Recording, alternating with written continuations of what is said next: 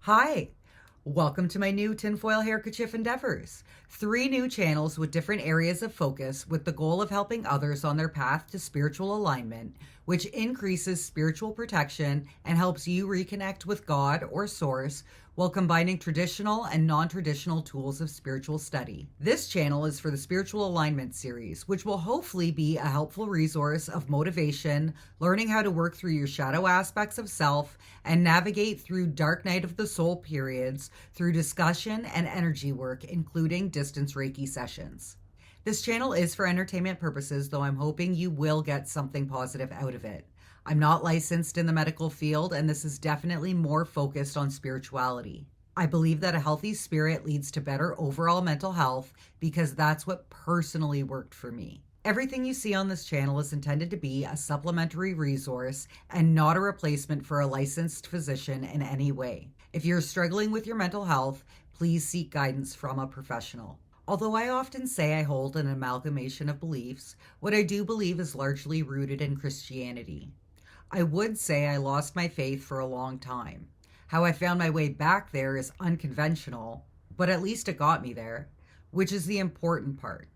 The problem is many Christians I know would argue that a lot of what I believe isn't that. That's their prerogative. I realize that's a part of why I disassociated in the first place, was people like that, who had a set of guidelines of what it meant to be a good Christian and were better than me at throwing around words in an old book. Fundamentally, the religion is about trying to be a good person and being good to others. Most of the most religious people I know are also some of the most judgmental. That's always seemed the opposite of what I thought the belief in Christianity was about.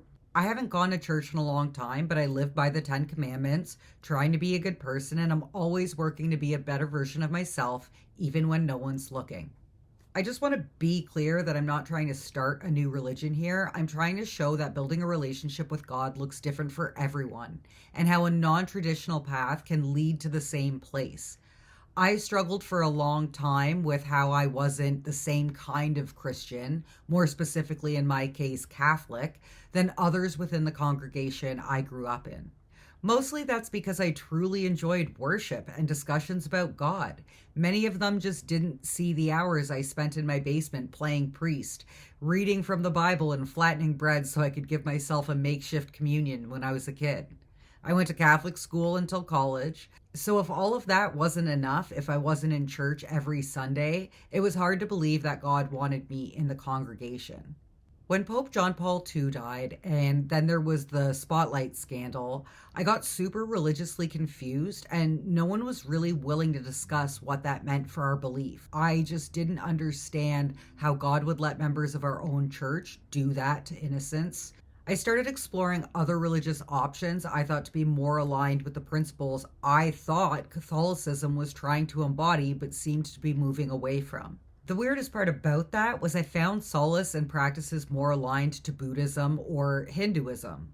I never practiced devoutly, but I would say that's how I became more interested in the concept of nurturing the spirit rather than just traditional church worship. It was very different from how I was raised, but I was always so afraid of death, and I loved the idea that the soul never dies, and everything we do in this life matters and can ladder up to something bigger. Even if this life kind of sucks, the better I handle it this round, maybe I'll get a better starting point in the next one. Embracing the concept helped me be not so afraid of death. Not that I want to put myself in positions of danger, and it's not an encouragement for anyone or an excuse to act reckless, or it defeats the purpose and any good karma to get to that better starting point in the next one. It's just that changing my mindset to focus on the longevity of the soul rather than that of the physical body really helped alleviate some of my personal anxiety. When I went through my dark night of the soul in 2019, I was miserable and ready to end it all. As a last-ditch effort, I tried watching distance Reiki sessions. I said I would try it for a month and see if it helped. It totally changed my life. After I felt an improvement in my overall energy, I started looking into other non-traditional to the West or typically more indigenous things and noticed a lot of really cool correlations. The biggest one being the emphasis on improving the self, listening to the body, and energetic alignment. It got me more interested in learning other things like tarot. Though often seen as an occult practice of trying to view the future, tarot is actually a great tool for reflection of self. The key is interpreting the messages honestly. I joke my ancestors read me to filth, but doesn't mean it's not helpful advice. It should be used for confirmation and clarity of things that are already known or happening, rather than trying to gain the ability to change the outcomes.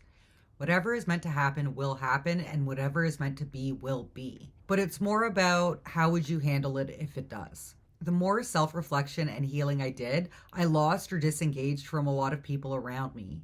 Mostly because I found many to be hypocritical, and I just wanted to keep my spirit healthy. As I was working through my own personal hardships, feeling like everyone who was supposed to love me had abandoned me, and I felt like I had no one, God let me know I had Him.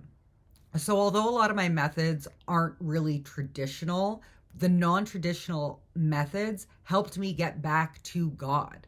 I would love to find a way to bridge that gap of understanding between things that are non-traditional to Christianity, but how they can still help you. So that's just to give you a little bit of an overview of my journey and how my three new endeavors kind of connect. And I picked up my Bible for the first time in at least 15 years, and I read it more regularly than I ever have.